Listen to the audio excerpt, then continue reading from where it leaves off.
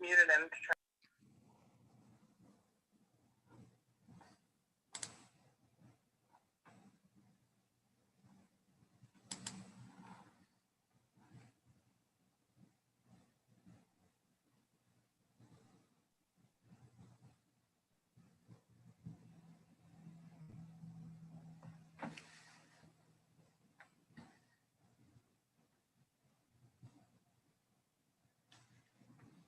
Nope. Can't hear you, John. You want me to? All right, guys.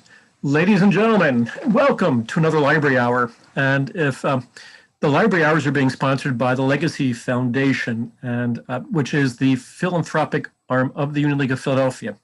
It represents all the good things about the League in terms of our civic engagement with not only our membership, but with the city and the suburbs as well. And it's been something that we've been doing since our founding in 1862. So let's give a shout out for the Legacy Foundation. It deserves all the credit it can get, and it's phenomenal. So, and please support it, by the way. December, after all, is the giving month every year, and the Legacy Foundation can use your support, both financially and every other way you can imagine. So if you've been watching library hours for the last 100 years or so, you would have noticed that Philadelphia history has been a constant theme all throughout. And even though tonight's speaker and subject are in the wrong century, perhaps from our perspective, because after all, I think I got a smile there from Aaron. After all, we are a 19th century institution and very much involved in 19th century history. Nonetheless, though, Philadelphia's 18th century history is equally fascinating, and in some ways still not well known to us Philadelphians in many, many ways. And I think that one of the things we'll learn tonight from Aaron's program is that there's a lot more than we know. So, so having said all that, I think it's my turn to introduce Aaron. So let me introduce Dr. Sullivan. So, and this is what he sent me. I think it's very modest on his part. I think it should have been 3 times as long. But this is what he sent me, and I think you'll really like the closing to it. So here we go. Aaron Sullivan is an historian of the American Revolution and currently teaches early American history at Rider University. He holds a doctorate in history from Temple University and, curiously enough, understatement, a bachelor's in computer science from Le Tourneau University in Longview, Texas. His first book, The Disaffected, Britain's Occupation of Philadelphia During the American Revolution, was just named Book of the Year for 2019 by the American Revolutionary Roundtable of Philadelphia. And if there's any roundtable in this country that knows anything about 19th century or 18th century history, it's got to be that one. So, ladies and gentlemen, it is my great pleasure to introduce Dr. Aaron Sullivan. Thank you very much, Jim. Thanks to all of you for letting me onto your screens tonight and giving me an opportunity to tell you some stories. Because that's really what historians do, isn't it? We tell stories about the past, and in my case, stories about the American Revolution. Of course, another habit of historians is to take seemingly simple things about the past and to complicate them, or rather to reveal how complicated they really were. Because real life is complicated. The real past was complicated. So I would like to begin this evening by telling you a somewhat complicated story from the midst of the American War for Independence. So we're going to go back to September of 1777. Independence has already been declared. Boston has been liberated, but New York has fallen. And even now, the Army and Navy of the British Empire are converging on the capital of the revolution in Philadelphia. And a great and mysterious injustice is about to take place. Let me introduce you to some of our primary characters in this story. We have Elizabeth and Henry Drinker. They're a married couple living in revolutionary Philadelphia along Front Street. If you've ever been to Elfreth's Alley in the city, you've been more or less around the corner from where their home was. It was a lovely home, 2 stories. Although they had 5 children, Elizabeth liked to describe it as room enough in the city, and such elegant room. There was a back garden with flowering trees. Every summer it carpeted the lawn in the back with white and red petals. They were Quakers, hence the silhouettes here rather than portraits. Like some Quakers, they felt portraiture was vain. Henry was a merchant. He made his livelihood buying and selling goods in the port of Philadelphia. And like many Quakers at the time, they were pacifists. So when war broke out with Britain in 1775, they tried very hard not to be involved in it in any way. Their goal was that whoever won the war, be it the revolutionaries or the empire, they would be allowed to continue as they always had, with their business, their family, and their faith intact. Empire or independence, it wouldn't make much difference. What they discovered, and what we'll discover here, is that being uninvolved is much harder than they thought. On September 2nd, 1777, Henry Drinker is in his home, in the front parlor on the first floor, doing paperwork. And he's not feeling terribly well. He's a little sick. And his youngest son and namesake, whom Elizabeth invariably refers to as Little Henry, is very ill. Ill in a way that involves worms and vomiting and a host of symptoms you don't want to know more about. Deathly ill, we might say. For these reasons, Henry is working from home when he is arrested as an enemy of the state. 3 men from the state government, the new independent Pennsylvania state government, not to be confused with the old colonial government, arrive at the house and inform him that Henry is under arrest for having, in their words, evidenced a disposition inimical to the cause of America. Now, Elizabeth and Henry immediately protest, saying, first, Henry has done no such thing. And second, even if he has, that is not a crime, according to Pennsylvania's brand new state constitution, which declares that the people have a right to freedom of speech and of writing and of publishing their sentiments. None of this matters. Henry is arrested anyway. He is never charged with a crime. He is never given a trial, never appears before a jury.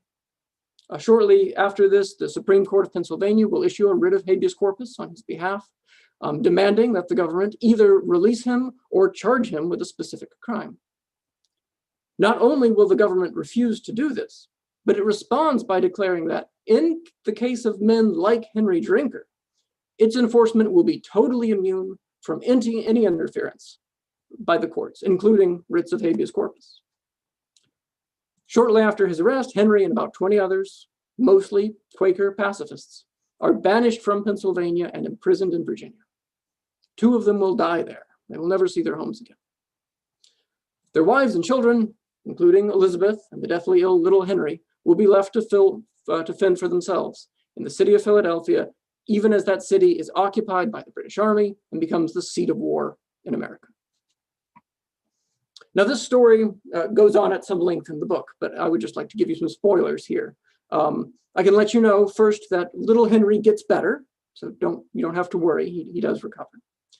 Before the story is over, Elizabeth Drinker will find herself at Valley Forge, having dinner with none other than George and Martha Washington, rubbing shoulders with the likes of Nathaniel Greene and Charles Lee. And that she will, in the end, get her husband back. But it's a very long road for both of them, and both metaphorically and literally. But the question we're going to talk about tonight is why? Why does this happen? Why does a new independent government in Pennsylvania, with the full knowledge and the support of the Continental Congress, see someone like Henry Drinker, a neutral pacifist, as a danger and a threat? And the answer to that question is, of course, it's complicated, because history is complicated. But to begin, we might think about how we understand people like the Drinkers with regard to the revolution. Right? How do we categorize them? Well, what categories exist? In the simplest terms, this is a struggle between the British Empire and her American colonies. So perhaps there are just 2 sides, the Americans versus the British. Right? This is certainly the dichotomy the Patriots preferred. But we know that not all Americans supported independence. Some fought on the British side.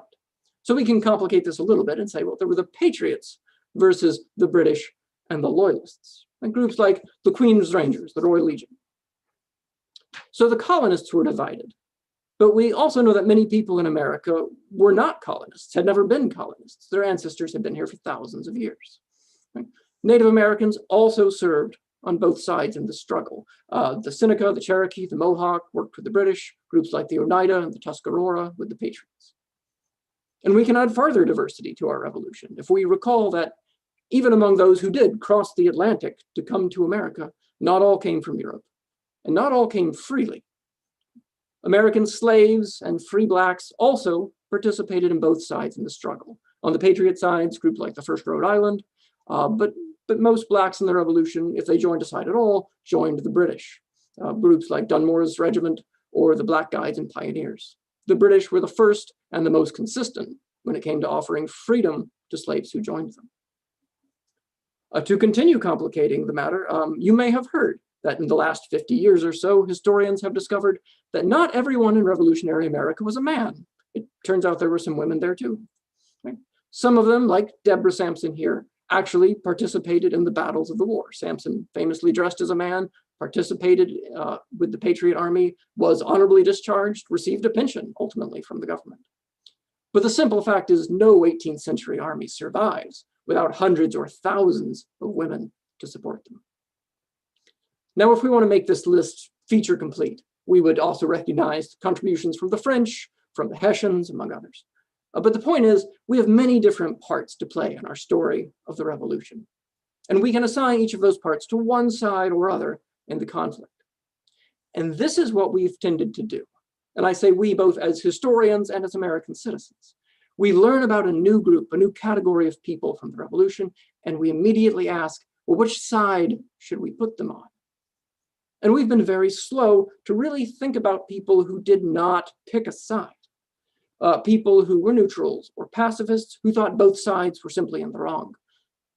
People like Henry and Elizabeth Drinker, and people who I will call here and refer to in my book as the disaffected. Right? They lack a political affection for either of the two major sides in the struggle. And at this point, you may understandably ask, in the grand scheme of things, are these people really worth thinking about? I mean, yes, they're certainly there. We have the Drinkers, we have many Quakers. Historians have long recognized the existence of these people. They've been called the great middle group of Americans. And if you take the literature in general, you might estimate 20 to 40% of white Americans were in this category for most of the conflict. But if they're neutral, if they're not committed to one side against the other, did they really matter? Well, I mean, my answer is, of course they did. I mean, I wrote a book about them. I'm going to think they matter, but I'd like to convince you that they matter as well. And in explaining why they matter and why we should care about them, I think it's helpful if we reach for a more modern day parallel. So I'd like to take you back to a more recent conflict when forces in red and in blue challenged each other to control the future of America. And yes, of course, I'm talking about the 2016 presidential election. I could be talking about the 2020 presidential election, but I really don't want to touch that right now. So let's go back a little farther to that beautiful, peaceful, bipartisan time that was 2016. As you may recall, in that election, the Democrat won the popular vote, but the Republican won the Electoral College and thus the presidency. And when it was all said and done, we spent a great deal of time looking at graphs like this one. And we talked about votes and we talked about sides and who voted on this side and who voted on that side and who that we thought would vote over here voted over there and on and on. We spent much less time looking at graphs like this one. Now, in case you're wondering, that big green bar right there in the middle, that's not votes for the Green Party. These are the eligible voters who did not vote for either major party candidate, and in most cases did not vote at all. And you can see they represent a plurality of the eligible voters in America. And by looking at these people, these non-participants in the election, I think we can get some perspective on Americans who chose to sit out the revolution. I confess it's not a perfect analogy, but I think it is useful. So let's talk about these people. We can recognize they are diverse in their reasons for not picking a side. Some of them are simply apathetic. They don't care about the outcome. But some of them are deeply passionate about issues of politics and justice. In fact, they are so passionate, they cannot bring themselves to be aligned with either of the two sides offered to them. We can recognize that these people are not unified. No one third-party candidate would have united all of the non-participants in the election. No one vision of America would have united all of the disaffected during the revolution. And they also tend not to be as vocal as partisans at one extreme or the other. There are certain rallying cries that bring people together. Think of "Give me liberty" or "Give me death," or "God save the king," or "Make America great again." But it's very, very hard to get people to rally around a cry of "I don't want to be involved." Right? Ball caps like this one are very difficult to sell. We can also recognize that what we're talking about here is not a strict neutrality, as if these people carefully weighed the merits and demerits of both sides, concluded they were perfectly even, and thus they could not make a choice. Right? What we're talking about is the choice not to make any sacrifice for one side over the other. Right? Now, in an election, that sacrifice is actually getting up to go vote. But in a revolutionary conflict, in a violent war, that sacrifice can be much, much higher. And finally, we can recognize that these people are pivotal to understanding both the outcome of the conflict and what it was like to experience that conflict from within. We cannot understand the election of 2016 without recognizing the plurality of eligible voters who did not participate. We cannot understand what it was like to live through that election without the perspective of those who just hated both those candidates so much they would not vote for them. And the same is true of the revolution. We cannot understand it without recognizing the disaffected. So let me tell you about some of these people specifically, give you a sense of, let's say, the different flavors of disaffection. And I'd like to begin with two men, both named Benjamin. Neither of them are Benjamin Franklin. You've probably heard of him already, and he certainly chose a side. I begin with Benjamin Chew. Right? Chew was the last Chief Justice of the Pennsylvania Supreme Court in the colonial era, and he was one of the most powerful and influential men in the colony of Pennsylvania. He lived at Cliveden in Germantown, which still stands. Every year, I suppose except for this year, they have a reenactment of the Battle of Germantown there, which is worth going to see if you get the chance. If I can step back to the picture from the beginning of this talk, you can see the Battle of Germantown here as depicted by an Italian artist who had never been here before. But off to the right, that house there, that's Cliveden, where Chew lived. And in this depiction looks almost, though not quite, entirely unlike the actual house. But again, it's worth going to see in Germantown if you get the chance. Now, Chew was a friend of both George Washington and John Adams. And he was an outspoken opponent of British oppression.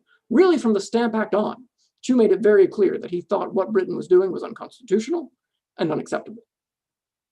But he was also a firm believer in order and lawful authority. And in his final court case as Chief Justice of the Supreme Court of colonial Pennsylvania, he declared that an opposition of force of arms to the lawful authority of the king and his ministers is high treason. Right? Taking up arms against the king is, by definition, treason. Can't do it. Yet in the same court case, she ruled that in the moment when the king or his ministers shall exceed the authority, the constitutional authority vested in them by the Constitution, submission to their mandates becomes treason. Chew is caught in a bind. It's treason if you do, treason if you don't. Right? So what does he do? Well, as it turns out, despite his neutrality, or arguably because of it, he, like Henry Drinker, is briefly arrested by the Patriots, detained in New Jersey. But even after he's released, Chew disappears from public political life almost altogether for the remainder of the war. He goes from being one of the most influential men in Pennsylvania to a relative cipher on the political stage. He withdraws. Now, our second Benjamin is Benjamin Towne. And I don't have a picture of him, but I do have a picture of his newspaper. Towne is the founder and printer of the Pennsylvania Evening Post, America's first thrice weekly newspaper. And Towne is a man of remarkably flexible politics. He founds the Evening Post in 1776 as this fiercely pro-independence, anti-British newspaper, which was a clever strategy at the time, as every loyalist-leaning or neutral paper in Philadelphia would be either run out of town or burned to the ground by the end of the year. But of course, Britain is going to occupy Philadelphia in 1777. And as the British Army approaches, all the printers of Philadelphia pack up their presses and they flee. They don't want to be arrested for treason by the British Army. They don't want to see their presses taken and melted down for ammunition, so they leave town. But not Benjamin Town. He remains behind. He's the only one. He remains behind and experiences a sudden and dramatic change of heart, realizing that he has always been a loyal subject of King George, that these revolutionaries have led him astray. And he continues to print the Pennsylvania Evening Post, now as a fiercely loyalist newspaper in support of the king. And for weeks, the Pennsylvania Evening Post is the only newspaper operating within the occupied city of Philadelphia. So every proclamation issued by the army, every announcement of a good for sale or the arrival of a new ship, every ad stating that something has been stolen or lost by the citizens must flow through the Evening Post, and town makes a great deal of money. Now, eventually, other loyalist printers do come down from New York and Halifax and give him some competition. But in 1778, the British Army withdraws from Philadelphia. And all of those loyalist printers pack up their presses and they flee, not wanting to be arrested by the patriots. But not Benjamin Town. Benjamin Town remains in Philadelphia, and for the second time in his life, experiences a dramatic political reversal, and realizes that through his experience of occupation, that King George is a tyrant, and he should have always supported the revolutionaries from the beginning. And the Pennsylvania Evening Post continues to run in Philadelphia, and is again, for weeks, the only game in town when it comes to newspapers. And town, again, makes a great deal of money. So there is no one script here for the disaffected. Some, like Chu, care so much about the political issues at stake, so much about doing the right thing, that they just cannot align themselves with either side in the struggle, and they disappear. Others, like Benjamin Town, seem to not care at all about the larger political issues in play. They can join one side or the other side or both sides. The switching, however, is convenient and profitable for them at the time. But I'll point out that neither of these men seem to be terribly threatening, perhaps especially men like Chu or like Henry Drinker, whose choice is to withdraw. So we come back again to why would the revolutionaries arrest Henry Drinker? To understand that, we need to understand how the revolutionaries answered some key questions at this time. When I was dividing up the different categories of people from the revolution at the beginning, I ended with this group which did not pick a side. But it is fair to ask if that's really an option here, right? Can you really not pick a side in a revolutionary conflict, right? Or is not picking a side really picking a side? I don't need to distract us with more modern politics. I will leave it to your imagination to think of issues today where not speaking out, not getting involved, effectively puts you on one side against the other. As it turned out, the American revolutionaries felt this way about their own conflict and would answer these questions strongly. No, you cannot be neutral in this fight. If you are not explicitly for us, you are against us. And we can see that answer in a host of ways. If we go back to even before the war, when the patriots were protesting British taxation by refraining from importing or purchasing goods from Britain, they tended to describe anyone who refused to join their boycotts as foes to the rights of British America or enemies of American liberty. This harsh language, which incidentally comes directly from the Articles of Association passed by Congress in 1774, this language is not aimed at people who stood up in support of taxation or King George. It is aimed at anyone who refused to change their lifestyle in order to join the patriot cause. So perhaps you are still purchasing the same tea that you've always purchased from the same merchant you've always purchased it from. And yesterday that was fine. But today it makes you an enemy of American liberty. In writing about these commercial choices that people made, James Madison famously describes them as, quote, the method used among us to distinguish friends from foes. And you'll note there's not a lot of wiggle room, not a lot of middle ground in that dichotomy. You are a friend or you are a foe. We see the same thing if we look at the militia, particularly in states like Pennsylvania that don't have a long history of universal militia service. Right? It's not until the Revolutionary War has begun that Pennsylvania establishes a universal, well-regulated militia.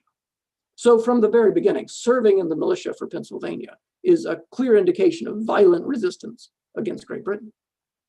But militia service was not optional. Right? You could not take the position that you just didn't want to fight on either side. The law mandated participation, and the fines placed on anyone who refused to participate were intentionally ruinous to all but the wealthiest non-participants. A common laborer might spend a third of his annual income just paying this one fine if he chose not to participate. Outside the law, those who refused to serve in the militia were almost universally seen and treated as loyalists by those who did serve. But maybe most strikingly in Pennsylvania, we see this attitude in the Test Act passed in 1777. This was a law which required every adult white male in the state to swear an oath, first renouncing King George as king, second, swearing loyalty to Pennsylvania as an independent state, and third, swearing that they would inform the government against friends, family, neighbors, anyone who was seen to be as in opposition to the United States. If you refuse to swear this oath, you lose the right to vote or to hold office. You lose the right to serve on juries or to use courts to sue people who defraud you. You lose the right to buy, sell, or inherit real estate, and you lose the right to bear arms. If you persist in refusing to swear this oath, you can be banished from the state altogether. So the patriots are very clear here, right? They don't want to tolerate neutrality. You need to pick a side, and really it needs to be their side. But why? Why not just let people be neutral? Why arrest Henry Drinker? This is wrapped up in the nature of what the patriots are trying to do. They are taking up arms against the government. They are creating a new nation. What justifies that? What allows them to use violence in that way? According to their ideology, the only thing that can justify that is the will of the people. The people are the only legitimate source of political power. Right? You can hear it in the phrase, no taxation without representation. The point is not that taxation is bad. The patriots are going to tax each other much more heavily than the British ever did. The point is, you can only do that if you have the consent of the people through their representatives. Now, the patriots argue that Britain does not have this power over America because Parliament does not and cannot represent the people of America. And by implication, they are arguing that the Continental Congress and the revolutionary governments of the independent states do represent the people of America. But that can be a very hard case to make. And to show you why, I'd like you to join me, if you're willing, in a hypothetical and mildly treasonous thought experiment. I would like you to imagine that, let's say Jim and I decide that in light of all the chaos going on in Washington, D.C. these days, we are done with the United States. And that we, and by we I mean all of you here in the Zoom meeting, right, we should form our own nation instead. Right? I've taken the liberty of making us a flag. There we are. I give you the Union League and Democratic Republic of Philadelphia. Now let us further suppose that when we issued our call for independence, the number of you here who spoke out in support of our cause was greater than the number who spoke out against it. We have a situation like this. And so, being strong believers in the sovereignty of the people, government by consent of the governed, we declared that by the authority of the people, the Union League was and ought to be free and independent. And in my mind, you're all standing up and yelling huzzah now. But what if there were another group of people among us, perhaps a large group, who refused to speak out either for or against our plan? Now, maybe for some reason they didn't take seriously the idea of a Zoom meeting defecting from the nation and forming its own country. Perhaps they thought this whole dispute would go away on its own. Perhaps, however upset they were with the situation in DC, they didn't believe that Jim and I would be better leaders, in which case I'm horribly offended by that last one. But nonetheless, whatever the reason, wouldn't the existence of so many uncommitted, hesitant people give you pause? Wouldn't it make you wonder if perhaps my declaring independence on behalf of the people had been a bit premature? Now, certainly it's going to decrease the likelihood that France will recognize our new country and come to our aid. But at the very least, wouldn't you even those of you who are my loyal, faithful revolutionaries now, wouldn't you feel better, feel the nation is more secure, if we could just get these people to express support for the independence we have already declared? The American revolutionaries are in this position when it comes to neutrals and non-participants. Okay? If I ask you, do you support American independence? And you say yes, right? Your consent is justifying independence and the war fought to secure it. But if you say no, or if you refuse to answer, or just try to get rid of me so you can get back to running your farm, you are undermining the very moral foundation of the revolution. Britain is constantly accusing the Patriots of forcing this whole independence thing on Americans against their will. And the Patriots are very sensitive to that accusation.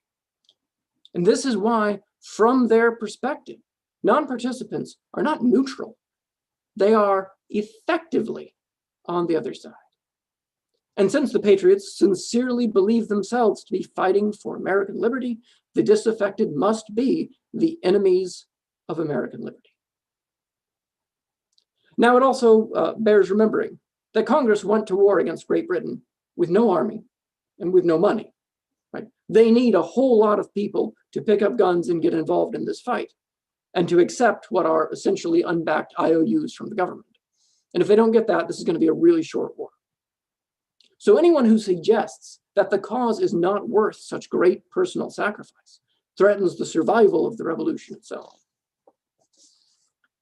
And this brings us back to men like Chew and Drinker and all those who were persecuted or arrested, not for picking the wrong side, but for failing to pick a side at all. What does the revolution do with people like that? I mean, optimally, you would somehow convert them to your side. But at the very least, you need to somehow get their resources from them and get them to be quiet about their disagreements with you, to convince the people, and perhaps yourself, that these dissenting voices, for some reason, don't actually count. How do you do that? Well, we've looked at some ways already. You can pass a law that says you have to swear allegiance to our side. You have to join the militia and fight. You have to take part in the boycott against Britain. Right? Now, maybe in a perfect world, everyone would do this because they believed in the cause. That is to say, it really would be a common cause. But if push comes to shove, you can just make everyone do it by threatening to punish them if they don't. You control the militias. You control the crowds. You control the Continental Army. You control violence. Second, you can design the punishment for breaking those laws so that even if people try to resist you, you still get what you want out of them. So if someone refuses to serve in the militia, well, you take away their guns, and you take away their property, and you use those resources to support the war effort anyway. And finally, if they won't swear to support the new government, won't speak out and give you their consent, well, you take away their right to vote, their right to hold office, and their right to speak in the courts. Right? One contemporary referred to this as, quote, civil excommunication. You're essentially negating someone's existence as a member of society. And their voice doesn't count because they don't have one anymore. And if all else fails, you simply banish them from the state. And now their voice doesn't count because they're not here anymore. This is the fate of Henry Drinker and his fellows. Now, Henry and those who were arrested with him were repeatedly offered the opportunity to obey the Test Act and swear allegiance to Pennsylvania.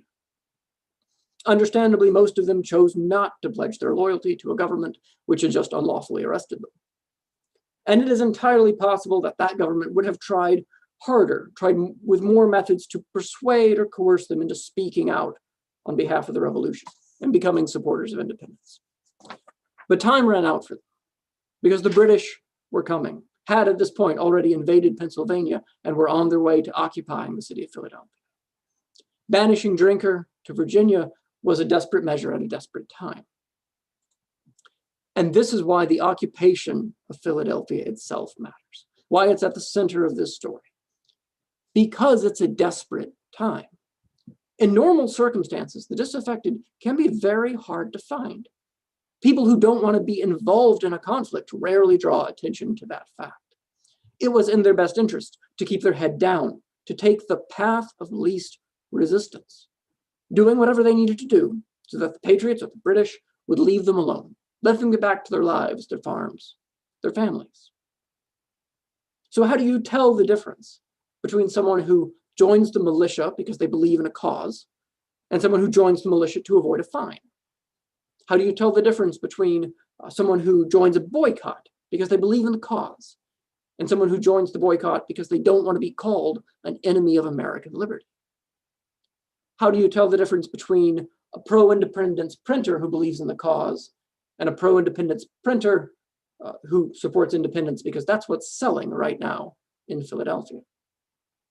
Well, what you do is you look for moments of change and moments of transition. And the British occupation is a moment of tremendous transition. Philadelphia begins as the capital of a British colony in Pennsylvania. But a year later, it is the de facto capital of the United States, at war with Great Britain, trying to win independence. A year later, in the midst of the occupation, it is the headquarters of the British Army in America, fighting to keep America within the empire. And a year later, it is once again the capital of the United States. With each transition of power, the path of least resistance dramatically changed.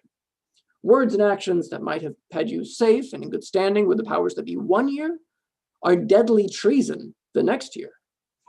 And in between each transition, there are moments when neither the British nor the revolutionaries truly exercise control over the populace, where the people are more or less free to make their own choices without fear of persecution. And those are key moments. When the British Army first marches into Pennsylvania and breaks the Patriots' monopoly on coercive force there, what do the people do? What do the militias do? Do they rally to throw the British back out of the state? Do they all defect and become loyalists? Or do they just drop out, go back to their homes and their farms? Because for the moment, neither side is really in a position to make them do anything they don't want to do. Those are the moments when you see which side people are truly loyal to, or if they're loyal to any side at all. So what do we see when we look at the British invasion and occupation of Pennsylvania in 1777? Well, what we see is a revolution, and not just a war effort, but a political revolution that very nearly falls apart. When the British invade, and we'll talk about the militia here first. When the British first invade, Congress instructs the state governments to put 4,000 militiamen under George Washington's control to help him defend the capital. And the state dutifully begins calling up its militia. And they notice very quickly that they have a problem. Men are not turning out.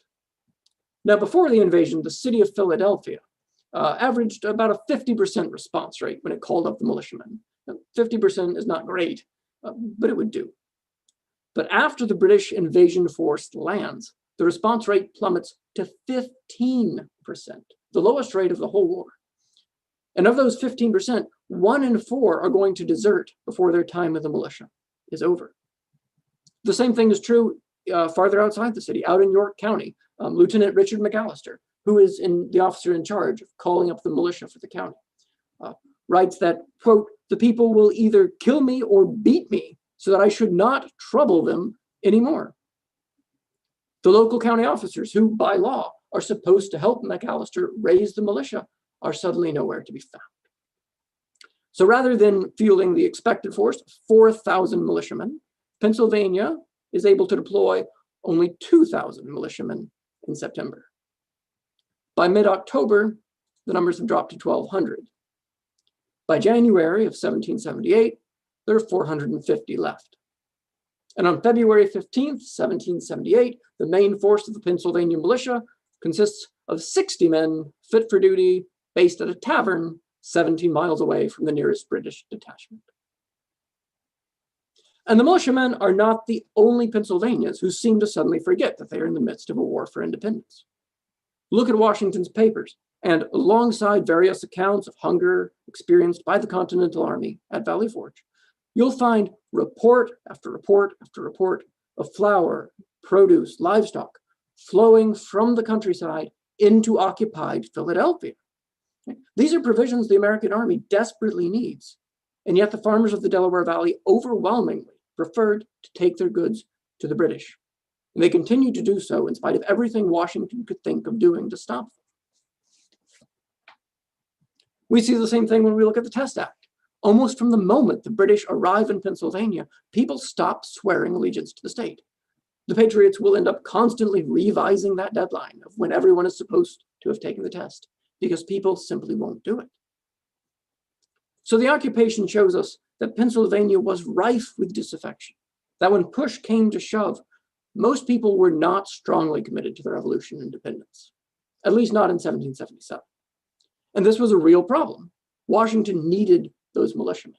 The army at Valley Forge needed those supplies. Now, fortunately for the United States, these people who weren't committed to the Revolution were also not committed to the British Empire. They were disaffected, not loyalists. The Patriot militia did fall apart during the invasion, but the British, try as they might, and they did try, could not convince these people of Pennsylvania to join them either. But Howe hopes to form a regiment of 5,000 Pennsylvanians. He barely manages 1,000 by the end of the occupation. These farmers, who were all eager to trade with the British army when they offered the best prices, quickly switched back to trading with the Continentals as soon as the British begin to leave Pennsylvania and France enters the war. And while the people will not accept the Test Act and swear allegiance to Pennsylvania, they also almost all refuse to swear allegiance to King George when the British army asks them to. So while Washington is never able to get enough support to drive the British out of the state, the British army is never able to get enough support to expand their control beyond Philadelphia. And ultimately, the occupation of Philadelphia ends not with some epic battle, but when the British simply decide it's not worth their trouble. They have better uses for their army elsewhere. Now we know that ultimately the Patriots are going to win this thing and America will become independent. And the victors will immediately start writing the history books, as they do. And as you might expect from what we've said so far, they want histories that don't include dissenting American voices. They want a vision of the revolution which shows a unified, consenting people supporting their war for independence. And initially, at least, they're pretty successful in getting that. If we go back to this group of categories of people from the revolution, I've put it together here roughly in the order in which historians have paid attention to these groups. Beginning with the simple dichotomies written during the revolution itself, we've steadily but slowly complicated our understanding of the conflict, adding more and more categories along the way. But you'll note that the non-participants are at the very bottom. Revolutionary historians have only become interested in the disaffected quite recently. So let me tell you one more story about a disaffected family. This is the house of the Whittle family, who lived in what is now Red Bank Battlefield Park near Woodbury, New Jersey. And this house is still there if you care to visit it. The Whittles, like the Drinkers, were Quakers. They were pacifists, and with one or two exceptions, their family strove to avoid any involvement in the revolution or in the war. Joe Whittle, the oldest son, kept a diary from 1775 to 1779, so right in the middle of the conflict. And he made an entry in that diary nearly every single day. And I can tell you, I've read his entire diary, entry by entry. And the most remarkable thing about the diary of Joe Whittle is how incredibly boring it is. This is 1775 to 1779, some of the most exciting moments of the Revolution. The Battle of Lexington, the Siege of Boston, the Declaration of Independence, the British occupation of Philadelphia, all the battles around New York, Washington crossing the Delaware, Princeton, Trenton, right? The British leaving Philadelphia, marching right past the Whittle family home. None of that is in the diary. Instead, Joe writes quite a bit about cows. He writes about fences. He writes about his work on the school board, family visiting, people get sick, people get better. He writes about who came to Quaker meeting this week. He writes about who did not come to Quaker meeting this week. And it is maybe unfair to call that boring. If you are researching the life of a Quaker farmer in 1770s in New Jersey, I mean, Joe's diary is a rare treasure. But if you were looking for an action-filled account of the Revolutionary War, or a thoughtful consideration of the merits and demerits of independence at the time, you're going to be sorely disappointed with Joe. Now, you can find the war in there if you look very hard and know what to look for. When soldiers actually appeared on Job's property, he did write it down. And he did keep a careful list of everything that was confiscated from him. He mentioned one time being nearly arrested because he refused to join the militia. And he wrote a very tiny bit about one Revolutionary War battle because it happened in his parents' front yard. But of the political conflict of the revolution, it's almost non-existent. Like, this is the diary of a man who was not interested in independence or empire, who was not interested in the revolution beyond the borders of his farm. Even when he does write about soldiers, he calls them soldiers. And you don't know, are they Continental soldiers? Are they British soldiers? Are they Royal Marines? Are they militiamen? He doesn't say. And you very much get the sense that he does not care. What he cares about is that soldiers came and took his stuff. And so we have a whole family disinterested in the war, about as far from picking a side as you can get. And as fate would have it, a giant battle does take place in their front yard. This is Fort Mercer, a map by Johann Ewald. The Patriots build Fort Mercer along the Delaware River to keep the British fleet from reaching Philadelphia. And they build it on the property of James Whittle, Job's father, as it happens right on top of where his family orchard was. They don't pay him for this. They don't ask his permission. He's a neutral in the fight. He has almost no rights here. On October 22nd, 1777, Hessian forces assault Fort Mercer in a very bloody battle. There's like 1,500 casualties. The Whittles can watch the whole thing from their house, right? If you look at this map, you'll see on the left-hand side, right, that sort of black box, that's the Whittle house. It's right there. We can see another depiction of the battle. And again, off to the left, that's their house. They are literally looking out the window at this battle. According to family tradition, Anne Whittle, Job's mother, decides to spin the battle upstairs in her house working on her spinning wheel. So presumably she is through one of those windows right there. And in the midst of the fighting, a stray cannonball sails over, crashes through the gable over her head, ricochets around in the attic, and then slowly rolls down the stairs to stop at her feet. Anne Whittle looks down, presumably says, gathers up all of her stuff, takes her spinning wheel, goes down to the basement, and continues spinning for the rest of the battle. She was quite a lady. After the battle, the Whittle house becomes a place of blood and bodies. The victorious Patriots turned it into a field hospital. They will eventually kick James and Anne out of the house altogether. But until they do, Anne will move about taking care of the wounded. Wounded from both sides, mostly Hessians, based on the breakdown of casualties. Hey, Aaron. Yes. 2-minute warning. I'm almost there. Thank you, Jim. Great. Thanks. Years have passed. We can ask, how do we remember the Whittle family with regard to the revolution? Well, James Whittle, Job's father, is remembered as a loyalist, not for anything he did for the British cause, but because he refused to join the Patriots. And he kept bothering them about that orchard that they chopped down and never paid him for. Anne Whittle, Job's mother, on the other hand, is now known as, quote, the heroine of Red Bank. In 1905, the Daughters of the American Revolution named a chapter in Woodbury after her and hailed her as, quote, the patriot nurse who assisted in establishing American independence. Because that's what we do. We find a side for everyone. And these are the story we've told, right? It's the Americans versus the British. And yes, over time, we make room for loyalists. We've made room for Native Americans, people of color, even women soldiers. But all too often, it's all about finding which side they're on. And we tend to lose the stories of the people in the middle. And these people and their experiences are important. These are the people who saw the revolution as disturbing, scary, tragic. Not as some glorious cause to be won or as an unnatural rebellion, but as a disaster they had to endure. These are the people who saw the revolution as complicated. And we should not, I'd say we dare not lose their perspective. And I hope we don't.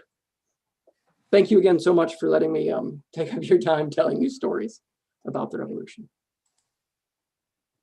That was brilliant. Thank you so much. I mean, my head's still spinning trying to take it all in. And again, I'm not an 18th century guy, but wow.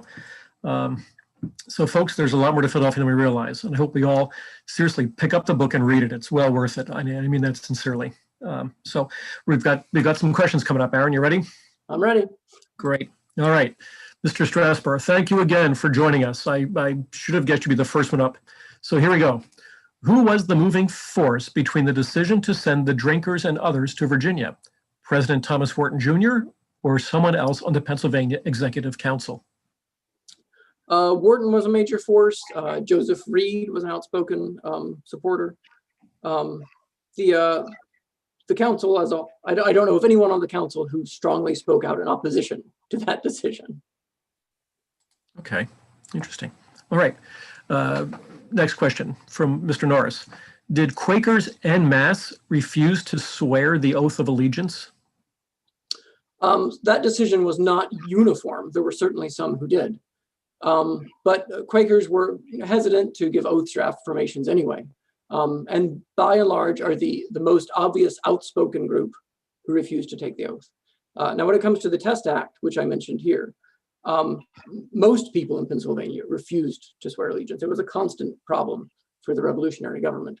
The Quakers stand out because they're a large group and because they would make a point of saying, I'm not taking that oath, rather than just, quietly not doing it. All right. And this one's my question. So how did Henry Drinker end his life? I mean, what happened to him after all of that? So he does make it back to Pennsylvania in 1778. He is released. And the book gives more of his story, but he does make it back home after Elizabeth's visit to George Washington. They come back home together at the end of the occupation, and he continues to live there. In the wake of the occupation toward the end of the war, the intolerance toward the disaffected and the neutrals really lightens up. Patriots become increasingly willing to accept people who will not be outspoken supporters, in large part because at this point they've won the war, they've won independence. And so what's the point of persecuting these people farther? Yeah. So something similar to Benjamin Chew then? Yeah, I mean, Chew gets re-involved in Pennsylvania politics once it's an independent state in the long run after the war. And Drinker manages to continue his life as a merchant. Sure. Wow. And what's really interesting is that there's still so much physical evidence of that period left in Philadelphia and in Germantown specifically. And just to reinforce what Aaron said, the reenactment in early October is just wonderful to see. Yes. Is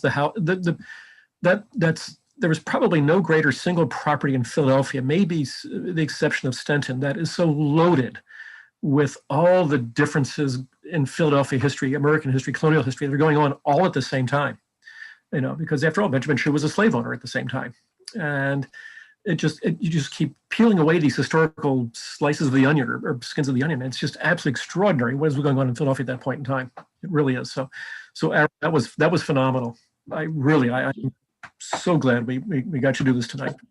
And good luck with everything, and good luck with the two boys and all that kind of good stuff, and whatever it takes. So thank you so much for joining us. And again, everybody, the almighty God, Amazon, for sale. So literally go to Amazon, click on books, just type in Aaron's name, the book will pop up. And if you're looking for a good Christmas present this year or a Hanukkah present, you can't beat it. I mean, it's just extraordinary. So let's show our support for Aaron. All right. So Aaron, thanks much for joining us. We really appreciate it. Hopefully you'll have us the next time you write a book, let us know, and we'll work something out. I'll do it. All right. 19th century, though, Civil War, right? I'll see what I can do. Okay, yeah, please do. Okay. All right. Then if you'll forgive me, I have a few public announcements to make, if that's okay with you then. Absolutely. Super. Thanks, Aaron. All right. So tomorrow night, this is a busy week for us. So tomorrow night, we have a Royal Oak program. We're still doing Royal Oak. After all, we've been doing them for 20 years now, it seems. So tomorrow night's program is called High Style at Seas, Interiors, Fashion, and the Transatlantic Crossing. And in the 20th century, there were two ways to travel in luxury. One was by rail, one was by sea. And the transatlantic crossing was phenomenal. A lot of it was centered in Philadelphia. So the speaker will be Leslie Klinger, who's the curator at Biltmore, arguably the greatest house in America.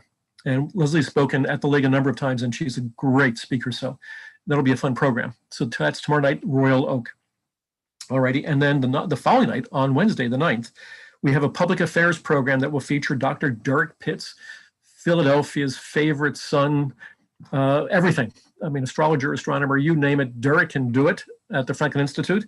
And his topic will be the future of space exploration. And given what's going on now in the private sector and with China just reaching the moon, there's going to be a lot of questions there. So we hope you join us for that as well. So that will round out our programming for the rest of the year. So thank you for joining us. We appreciate your patronage and your support, and have a great holiday period, everybody. And we'll see you in 2021. So stay safe, stay well, stay strong. And thank you for supporting the Legacy Foundation at the Union League. We appreciate it. All right. Take care, everyone. Good night.